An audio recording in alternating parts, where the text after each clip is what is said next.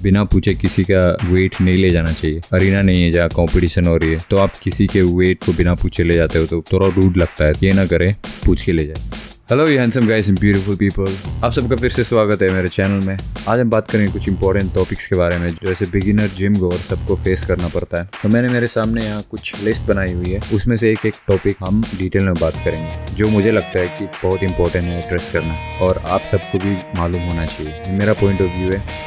Doesn't matter अगर आप इनसे सहमत नहीं हो, बट हियर मी आउट, आप शायद कुछ पॉइंट्स में एग्री करोगे। सबसे पहला पॉइंट है सब कॉन्शियसनेस। एज ए न्यूबी जब आप जिम ज्वाइन करते हो तो जिम में बहुत सारे बड़े बड़े लोग जिसके बॉडी बड़ी है और बहुत सालों से उन्होंने जिम कर रखा है, तो उन सबको देख करके एज ए जिम गोअर आप थोड़ा सब कॉन्शियस हो जाते हो। ये मेरा भी एक्सपीरियंस है। मैं आज से 7-8 साल पहले जब मैं 2012 में मैंने जिम शुरू करा था, चेन्नई में मैं जिम जाता था और मैं करीब 40-50 किलो 17-18 साल का लड़का था, तो मुझे सब कॉन्शियस फील होता था। तो ऐसे में आप don't delve in your thoughts too much और आप उस बारे में इतना मत सोचिए, तो वो थॉट अपने आप डिमिनिश हो जाता है। अपने आप को दूसरों से कंपेयर ना करें। सबसे पहले बात उससे ये होगा कि आप सब कॉन्शियस नहीं होगा और आप कंसिस्टेंटली बार बार एवरी डे, हर वीक, 24/7, 365 डेज ए ईयर आप जिम आ सकते हो।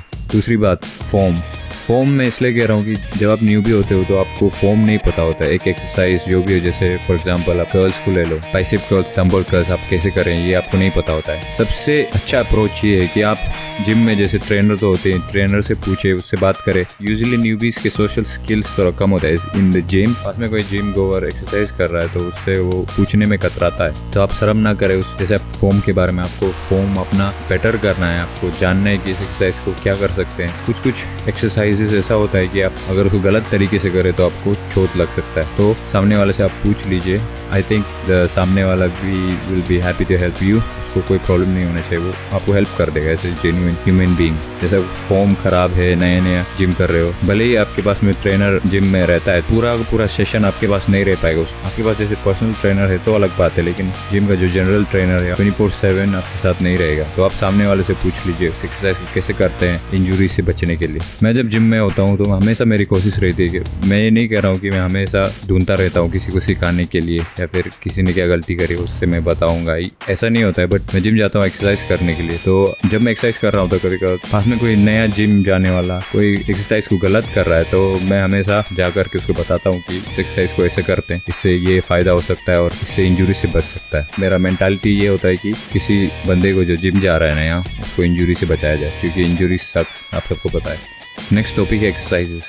एक्सरसाइज के बारे में आप ट्रेनर से पूछ सकते हो और आप गूगल सर्च कर सकते हो। बहुत सारी स्टडीज है आपको, जैसे बिगिनर्स को क्या एक्सरसाइज करना चाहिए वो आपको खुद पता चल जाएगा। आप अगर ध्यान दोगे अपने फिजिकल में, अपने फिजिकल कैपेबिलिटी, यानी आपकी स्ट्रेंथ कैसी है, आप कितना एंड्योर कर पाते हो, कितने समय तक आप ट्रेडमिल में भाग सकोगे और कितना वेट आप लोगे और कितना रेप्स आपको मारना चाहिए। Take it slow.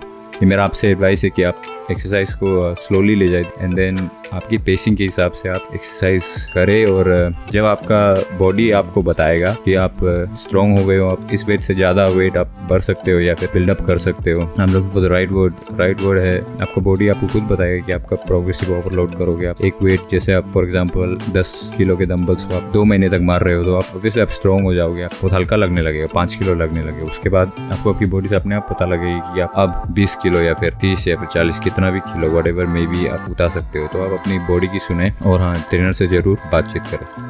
अगला टॉपिक हम जिस बारे में बात करेंगे वो है कंपैरिजंस। एज ए ह्यूमन हमारा नेचर होता है, जैसे हमारे सराउंडिंग में कोई लोग होते हैं तो हम सबसे पहले हम अपने आप को उस आदमी से कंपेयर करने लगते हैं। जिम में जैसे आपको मालूम है हमारा पब्लिक जिम होता है, तो पब्लिक जिम में यूजुअली ह्यूज कितने सालों से एक्सरसाइज करता हुआ आदमी जिसकी बॉडी अच्छी बनी हुई है, बहुत सारे देखने को मिलते हैं और नए लोग भी जिम आते हैं। इससे क्या होता है, कंपैरिजन करना शुरू होती है। ये बायोलॉजिकली हमारे सबकॉन्शियस में है, हम अपने आप को सामने वाले से कंपेयर करते हैं, तो उससे बहुत लोगों को डीमोटिवेट भी होता है। मेरा एक एग्जांपल है, जब मैं जिम करता था नए, जैसे सामने मेरा बंदा अच्छी बॉडी है उसको देख करके मेरा ऐसा टेंडेंसी होता था कि मैं कभी डीमोटिवेट भी हो जाता था, लेकिन मैं उसको हमेशा पॉजिटिव वे में लेके मैं अपने आप को मोटिवेट करता था कि सामने वाला मेरा कंपटीशन नहीं है, इसकी वजह से बॉडी बनाने के लिए मुझे इसकी वजह से मेहनत करनी पड़ेगी। उसने ऑब्वियसली हाउ मेनी ईयर्स उसने एक्सरसाइज किया, उस वजह से उसकी बॉडी ऐसी है। तो मैं हमेशा कोशिश करता हूँ कि मैं अपने आप को सामने वाले से कंपेयर ना करूँ। मैं नहीं कह रहा हूँ कि सब कंपेयर करते हैं इन अ बैड वे, लेकिन कभी कभी कंपैरिजन नेगेटिव भी निकल के आता है। सो आप खुद कोशिश करें, आप अपने आप को रोकिए और सोचे कि इसको मैं पॉजिटिवली कैसे ले सकता हूँ। आप जैसे 1.5 महीना 6 महीना आप जिम आ रहे हो, फिर आप 8 साल या 10 साल जो जिम गया हुआ आदमी से आप एक कंपैरिजन करोगे अपने आप को, तो it's completely nonsensical. Next topic हम बात करेंगे ईगो लिफ्टिंग के बारे में। ईगो लिफ्टिंग मतलब टर्म ये है कि जैसे कोई ग्रुप में एक्सरसाइज करते हो, आपका कोई पार्टनर है, उसकी बॉडी अच्छी है, उसकी स्ट्रेंथ अच्छी है, उसकी बॉडी कॉन्फ़िगरेशन अच्छी है, तो उस वजह से वो कम या ज़्यादा वेट मार सकता है आपके कंपेयर में। तो आप ये देख करके बायोलॉजिकली फिर से ट्रिगर हो जाते हो। जैसे इंसान सोशल एनिमल है, तो हमारी बायोलॉजी में ये है कि सामने वाला ये कर पा रहा है तो मैं भी ये कर सकता हूँ, मैं भी करके दिखाऊंगा। तो चाहे आपकी वेट इतनी नहीं है, इतनी कंडीशन नहीं है, इतने साल आपने ट्रेनिंग नहीं करा है, फिर भी आप सामने वाले के जैसा वेट उतारना चाहोगे तो इंजरी हो जाएगी। ईगो लिफ्टिंग से दूर रहें। जैसे मैंने पहले कहा है कि आपको अपनी बॉडी की सुनना चाहिए। जैसे आपकी बॉडी आपको बताएगी या फिर आपको खुद पता चलेगा कि मैं कितना वेट उतार सकता हूँ या फिर मुझे कितना वेट पुल करना चाहिए, पुश करना चाहिए, तो ये आपको खुद पता लगेगा। उस हिसाब से आप एक्सरसाइज करें और इंजरी से बचें। और हमारा नेक्स्ट टॉपिक ये बहुत इंपॉर्टेंट है। कभी कभी ऐसा होता है कि आप जैसे एक्सरसाइज कर रहे हो, आप घर से निकले हो कि आज मुझे ये एक्सरसाइज करना है और उसके लिए मुझे ये वेट लगेगा और ये बार लगेगा और ये व्हाटएवर डंबल्स लगेगा। तो आप ये अरेंज करके आप बैठ जाते हो एकदम एक्सरसाइज मोड में, आप जोन में घुस जाते हो, फिर आप एक्सरसाइज करने लगते हो। मिड सेट में कोई आके बिना पूछे आपसे वो वेट उठा के ले जाता है। आप लोगों के साथ भी ऐसा होता होगा, तो ऐसा ना करें। आप सामने वाले से जब आपको कोई वेट की डंबल चाहिए या फिर बार चाहिए जो कोई सामने वाला यूज कर रहा है, तो उससे जाके बात करें। जब उसका एक्सरसाइज हो जाता है तभी आप जाके उससे ले, बिना पूछे किसी का वेट नहीं ले जाना चाहिए। अरीना नहीं है जहाँ कंपटीशन हो रही है तो आप किसी के वेट को बिना पूछे ले जाते हो तो थोड़ा रूड लगता है। ये ना करें, पूछ के ले जाए।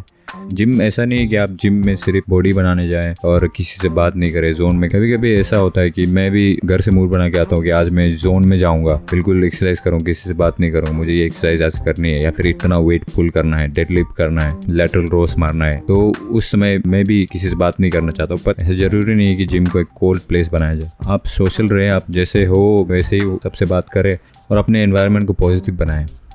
तो यही मुझे कहना था। आप लोगों को अगर ये वीडियो पसंद आए तो प्लीज़ लाइक कर देना, इससे मुझे हेल्प मिलेगी। और अगर आप नए हो तो प्लीज़ सब्सक्राइब कर देना और बेल आइकन को दबाना मत भूलना। मेरा नाम है तोर्क। See you in the next one.